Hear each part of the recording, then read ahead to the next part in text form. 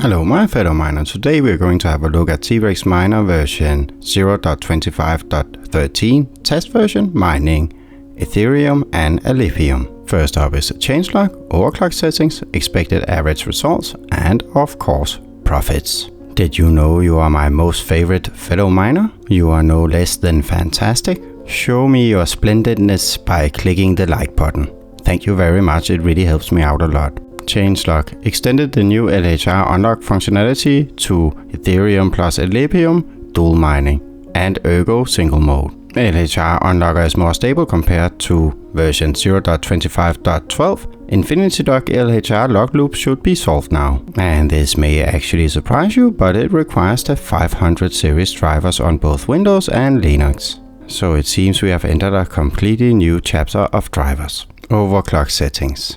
For the RTX 3050, lock the core clock to 900 and set the memory clock in HiveOS to 1200 and 600 in Windows. Then disable LHR. Yes, you need to disable LHR. It is an LHR version 3 card and it is really bad. For the RTX 3060, lock the core clock to 1552, set the memory clock in HiveOS to 2600 and in Windows to 1300. The card I'm using for test is a Zotac RTX 3060 Twin Edge LHR. Unlike its RTX 3070 Ti brother, this one is actually stable and quite good.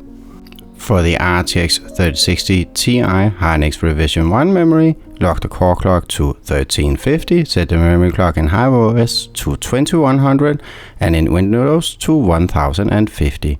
The difference between a Revision 1 and a Revision 2 is that Revision 2 can clock to 3400 and above, while a Revision 1 can only clock to 2100 if you're really lucky. You may actually see that it's lower than that. The RTX 3060 Ti Hynix Revision 2 lock the core clock to 1500 and set the memory in HiveOS to 3200 and 1600 in Windows. If you're unsure which one you have, then just try with memory clock at 2300 and if it crashes then you have a Hynix Revision 1. You could also have a Samsung one, in that case then you're super lucky. Enjoy. For the RTX 3070, lock your core clock to 1125 and set the memory in HiveOS to 2600 and in Windows to 1300.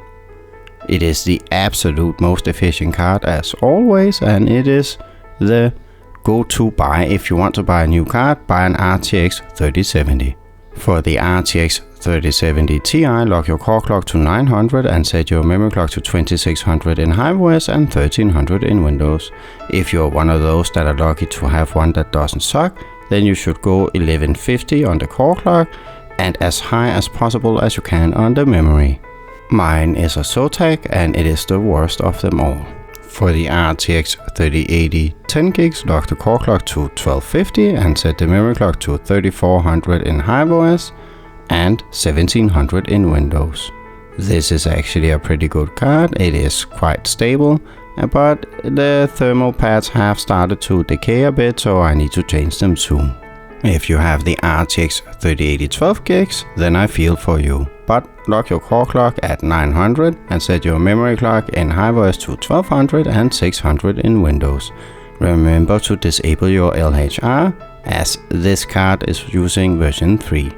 I highly recommend that you mine something else than Ethereum with this card. Check out my crypto mining videos with the daily profits. Setup in HiveOS is super simple. Simply select version 0.25.13 in your configurations as seen here. If you already have a flight sheet, you need to change the version, as this is a test version which requires that you select it manually. If you have the RTX 3050 or RTX 3080 12 gigs, set LHR tune to 0 to disable it. If you are using Windows, you need to download the test version first. I'll put a download link in the description of the video where you can go and get it from. Then simply create a bash file based upon what you see here and remember to run it as admin. Average results. Now let's have a look at the actual mining screen. The first thing you'll note here is that the core temperature is quite high compared to what it used to be for me, but it is still in the acceptable range. As well as the LHR unlock values are quite high, with the exception for the RTX 3050 and RTX 3080 12 gigs, as LHR has been disabled there. If you want, you can actually enable LHR and then overclock even more, but you will not gain anything. You'll lose a lot of efficiency though, so it will be quite expensive. As always with LHR unlock, we'll see watts jump up and down, and the same for the hash rate, and that is why I take an average of an hour at least mining and then show that as the result, because else you'll just take a peak one and say, oh, look at me, I got 83 megahash per second on the RTX 3080. Yes, you got that once. Maybe you'll get it twice an hour, but it will definitely not be the performance you can expect. However, an average over an hour or 2 or even 6 for that matter is much closer to reality. The average results for the RTX 3050, as we can see here, I couldn't get it working in 0.25.12 at all, but fortunately it works in the new .13, and not only that, it works with LHR disabled, which makes it a lot more efficient than LOLMINER version 1.48, which forces LHR on even though you disable it. But then again, if you have this card, then mine something else than Ethereum. Now, if we have a look at the RTX 3060, we can see that TREX MINER has improved a lot since the last version. It's actually on par with LOLMINER now, and when I say on par with LOLMINER, that is exactly what I mean, because TREX MINER reports its hash rate a bit more wrong than LOLMINER, actually 0.75%. So when it comes to true hash rate, they would be pretty much equal. Still, here we really see the improvement over last version. Now let's have a look at the RTX 3060 Ti Hynix revision 1. The improvement compared to version 12 is major when it comes to Ethereum, but when it comes to alephium, it is actually a bit worse off. If you're using LOLMINER version 1.48, you may actually not see any improvement moving over to the new TREX MINER, as LOLMINER reports more correctly compared to TREX MINER. But all in all, very nice improvements. Now let's have a look at the RTX 3060 Ti Hynix revision 2. Again, compared to version 12, we see major improvements in Ethereum, but not in alephium. Compared to LOLMINER 1.48, for the first time we actually see a major improvement on 1 megahash per second. Power consumption has also gone up, but the efficiency is still better in the new TREX MINER. So if you have an RTX 3060 Ti that can clock memory high, then TREX MINER version 0.25.13 is the way to go. It's time to have a look at the RTX 3070. If we look at Ethereum hash rate, we can see that it is actually way faster than version 12 and 1 megahash faster than LOLMINER version 1.48. Even if we account for the true hash rate, the new TREX MINER is still faster. If we assume the deviation is still at 0.75%.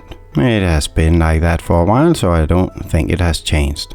Now it's time to have a look at the RTX 3070 Ti. And here the results are actually quite weird, to be honest. I have triple checked my overclock settings and actually also switched to .12 to rerun and then switched back to .13, and the results here are correct. The latest version of TREX MINER is way slower compared to the previous version, and LOLMINER, however, also the most efficient of them all. A very funky potato. Now let's have a look at the hash rate for the RTX 3080, 10 gigs. Compared to version 12, it is way better in both Ethereum and alephium. However, compared to LOLMINER, it is way better in Ethereum and not so much when it comes to alephium. However, as Ethereum is more valuable, I would go with 80.7 any day, to be honest, and of course getting less alephium. Now let's have a look at the final card, the RTX 3080 12 gigs. Well, the final card until I get my TI back. Again, the RTX 3080 12 gigs is LHR version 3 and I couldn't get it working in .12. However, it works perfectly fine now if you disable LHR. The results are actually not bad, they're much better than I expected, but still, if you have this card, mine something else. But if you insist on Ethereum, then mine Ethereum and only Ethereum to achieve 70 megahash per second. Conclusion and profits. As you have most likely seen by now, The performance depends on the graphic card, so should you switch over to the latest version of TREX, even though it's a test version? Well, that is completely up to you. If you gain more profit-wise on it, then do it. If you have a problem with the current version you are running and the profits are the same, then do it. You have nothing to lose. However, if what you are using now is completely fine and the performance and profits are about the same, then I would almost say that it's better to wait until the final release. Unfortunately, I think that we won't see major improvements in LHR Unlock anytime in the near future. I think we are very close to the very max of LHR unlocking, at least with the current technique they are using. And when it comes to dual mining as a whole, I am actually not a fan at all. More and more have moved over on dual mining and the profits have fallen while the energy costs have risen completely crazy here in the European Union, which means that dual mining for me is pretty close to a no-go. However, if you have cheap electricity, then obviously you'll earn a lot more. Before we move on and have a look at the profits, then please like the video and subscribe and hit the bell notification for maximum spam. I know that you are tired of hearing it by now, but clicking like actually helps me out a lot. And before we move on to the profits, go drop a comment about what you would like to see data-wise in videos going forward. I want to add even more data to my videos. Now let's have a look at the profits. That is all for this time. See you in the next one.